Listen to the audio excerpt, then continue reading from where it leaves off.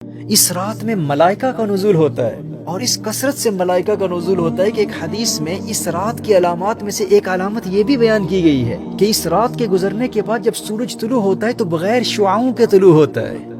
اس حوالے سے ایک قول یہ بھی ہے کہ نوری فرشتے امت کی مغفرت اور ان کے دینی اور دنیاوی مسائل کے حل کے لیے اس کثرت سے آئے ہوتے ہیں کہ سورج کی شعاعیں ان کے نور میں گم ہو جاتی ہیں، لیکن یہ نظارہ صرف اہل نظر کو نظر آتا ہے۔ پھر فرمایا تنزل الملائکۃ والروح، پورے سال میں صرف ایک ہی رات ایسی ہے جب قرآن اور لیلۃ القدر کی صورت میں امت کو دیے گئے اس خاص تحفے کا جشن منانے کے لیے تمام فرشتوں کے سردار خود جبریل امین بھی تشریف لاتے ہیں۔ یاد رکھنا نبی کریم صلی اللہ تعالی علیہ وآلہ وسلم کے ظاہری پردہ فرمانے کے بعد صرف یہی ایک رات ہے، پورے سال میں صرف یہی ایک رات ہے جس میں جبریل امین حضور کے عاشقوں سے، حضور کے غلاموں سے ملاقات کے لیے خود تشریف لاتے ہیں۔ یہاں اللہ جل وعلا یاد دلا رہا ہے یہ کوئی عام رات نہیں ہے، اس رات تمہارے پاس اسے بھیج رہا ہوں جسے فقط اپنے محبوب کے پاس بھیجا کرتا تھا۔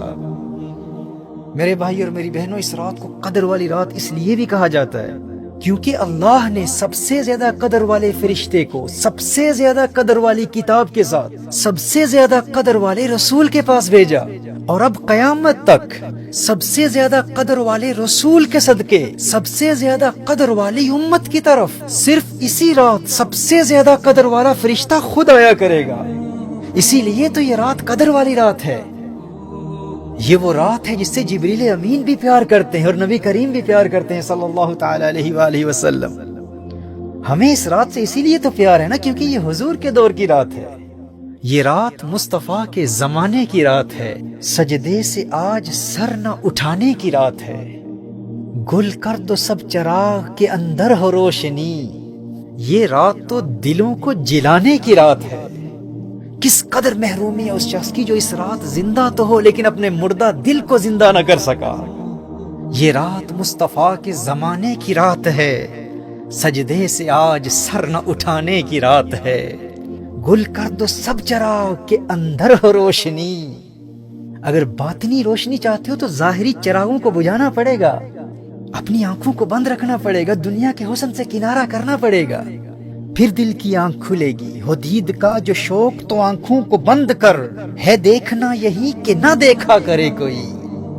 اور پھر کہتی ہے کہ انہیں دیکھنا چاہتا ہوں لیکن دنیا کی چراغوں کو بجھانے کے لیے بھی تیار نہیں ہوں۔ چاہتا ہوں کہ دل کی آنکھ کھل جائے لیکن میں یہ ظاہری آنکھیں بند تو نہیں کر سکتا، میں موویز بھی دیکھوں گا، بدنگاہی بھی کروں گا، لیکن انہیں بھی دیکھنا چاہتا ہوں۔ کوئی قربانی دینے کے لیے تیار نہیں ہو سکتا لیکن انہیں دیکھنا چاہتا ہوں۔ دنیا کے ہر کام کے لیے قربانی دینے کے لیے تو تیار ہے لیکن ان کی رضا، ان کی خوشی کے لیے کچھ قربان نہیں کر سکتا۔ تو نے عشق کو کھیل سمجھ رکھا ہے۔ کل تک جو قوم کھیلتی تھی شمشیروں کے ساتھ آج فلمیں دیکھتی ہے ہمشیروں کے ساتھ۔ تو شمشیروں کے ساتھ کھیلنے والا تھا، آج اپنی بہنوں کے ساتھ موویاں دیکھنے والا بن گیا اور پھر ان سے محبت کا دعویٰ بھی ہے۔ یہ وہ رات ہے جو تیرے باطن میں ایسا انقلاب برپا کر دے گی کہ تو دنیا کی ہر خواہش قربان کرنے کے لیے تیار ہو جائے گا، بس خلوص نیت سے اس قدر والی رات کی قدر کر لے۔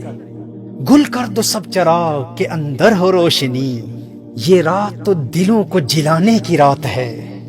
آئے ہیں آج ہم کو فرشتے خریدنے، آئے ہیں آج ہم کو فرشتے خریدنے، یہ عشق کی دکان سجانے کی رات ہے۔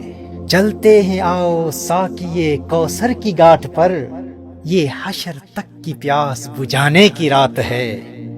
آہوں سے سسکیوں سے دعا سے درود سے، عرش خدا کا پایا ہلانے کی رات ہے۔ پہچانتے بھی ہو کہ نہیں اپنے آپ کو، آئینہ زندگی کو دکھانے کی رات ہے۔ سجدوں کے ساتھ ساتھ مظفر حیات کو گرویدہ جہاد بنانے کی رات ہے۔ یہ رات مصطفیٰ کے زمانے کی رات ہے، سجدے سے آج سر نہ اٹھانے کی رات ہے۔